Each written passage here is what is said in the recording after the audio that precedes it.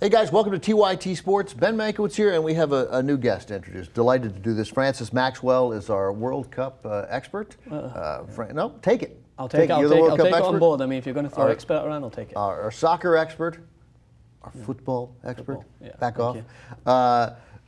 Francis, you played 4 years college at Whittier College. That's right. Yes, You were I the did. captain. I was a captain for 4 years, on and off. And then you played professionally in Scotland. Briefly, I like to try and, it's my claim to fame, a few months in there. I mean, my dad likes to You got a paycheck. I mean, I got a paycheck once in a while, expenses, and that's more than what some people get. You're a professional soccer player.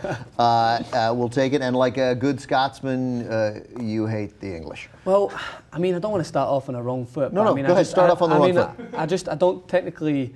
Their hype around the World Cup seems to frustrate me, but this year they've been quieter, so I give them a little more respect. But usually, we're going to win it. We're going to win it.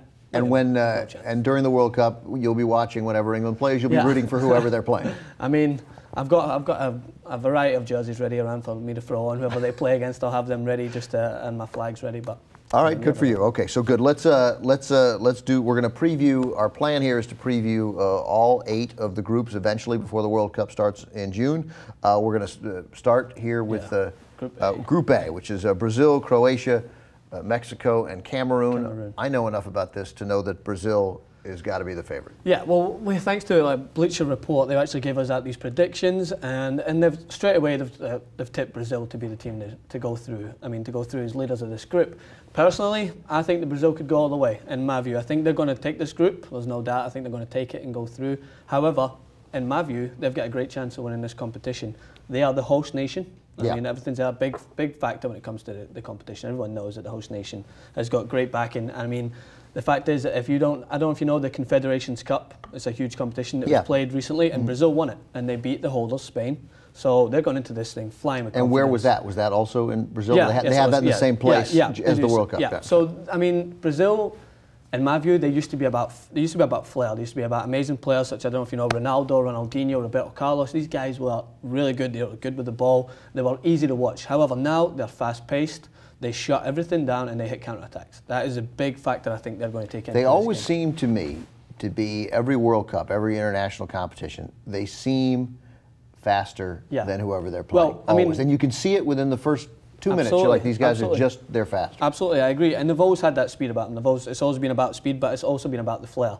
Easy to watch. Everyone's like, oh, we love to watch Brazil. They do amazing stuff with the ball. They actually had an advert called Joga Bonito advert that was all about them in their environment, kicking the ball around, doing all these tricks. Now, I think they've just revamped that. I mean, they've just went straight to hard-hitting football. They want to win. They've not won a competition since 2002. You mentioned, though, you mentioned early on their defense, because again, to an outsider, the perception of Brazil is that they're gonna outscore you, they're gonna run past you. But you say that they're also they've got a fierce back four now this year. They've got their 2 centre backs are David Luiz and Thiago Silva, and from my personal views of these 2 players, great players, solid at the back, and then the full backs, a guy called Marcelo, who plays with Real Madrid, and Dani Alves in Barcelona, 2 of the guys playing at the top of European football, and they're going to be hard to beat. They're going to be hard to shut down. I think in the Confederation Cup, they beat Spain, one of the best, called the Golden Generation. They're technically supposedly the best team to have ever played the game. I mean, that's depending on views. Right. There's a lot of good teams, but in my view, Brazil have shown a lot that they could potentially go all the way. Okay, well, so obviously out of each group, 2 teams come out. Yes. Who out of Croatia, Mexico, and Cameroon? I know Mexico has had. It's been a tough go lately internationally for Mexico, has it not? Yes, it has. They got a new coach who came in and has kind of revamped that a lot, but. The thing with Mexico is that they struggled in their qualifications, but they've got a couple of good players in there. I mean, I don't know if you know, there's Chicharito, of course, had a kind of horrible season at Manchester United, along with everyone there. Sorry, Man United fans out there, but you guys were god-awful this year. Personally, I'm a fan, and I was kind of disappointed. But he never got a lot of playing time, and he's their go-to guy, along with Giovanni Dos Santos, another player who actually done really well in Spain, Villarreal. He racked up 10 goals, their highest goals this season. So, I mean, he's going to be able to play a big part. The fact that Mexico have got Cameroon the first game is huge. I mean, if they beat Cameroon, then they've got a good chance. It's morale. It's all about that first game. If you can get a win under your belt and morale, then they can go. But saying that, I can't see past Croatia. Presumably, and this is going to be true with a lot of groups, and Cameroon, I'm trying to remember which World Cup it was. I think 98, but maybe it was 94. Yeah.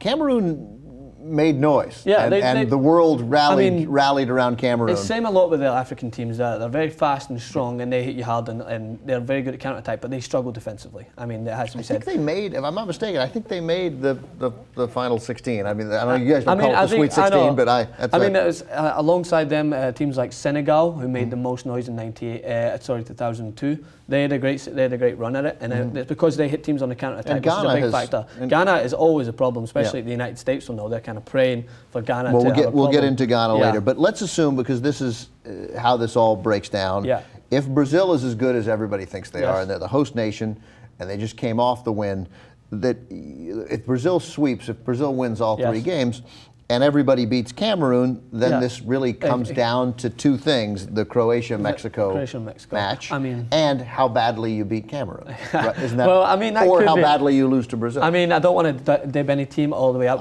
Crazier things have happened in the World Cup. I mean, but I just mean, like, if you see Croatia beat Cameroon 1-0, that's the kind 1-0. Excuse me. Yeah, that's the kind of score that could come back to haunt them. Well, of course, absolutely. I mean, goal difference is a big factor in this. I mean, the World Cup, as I said, anything can happen. There's been tons of upsets. There's always giant killings every year. I mean, but in my view, I think skill is going to prevail in this group. I think Mexico have a good chance if they beat Cameroon. I mean, for morale, but I just can't see past Croatia. As I said, I don't like to just agree with every blog, but I mean, I'm a realist, and I'm going to go with the 2 teams that I think will make it through. Brazil and Croatia. Croatia have some good players in there. I think, in my personal view, watching the European game, if you've got players that are used to playing in Europe at that high level, guys like Luka Modric, who plays for Real Madrid, Mandzukic, sorry if I pronounced it right, who plays for Bayern Munich. I mean, these are 2 players that play with Croatia that are gonna influence this tournament. And I mean, so you like Croatia over Mexico for that second spot? Mexico. I think Croatia and Brazil are going to go through. Brazil coming first.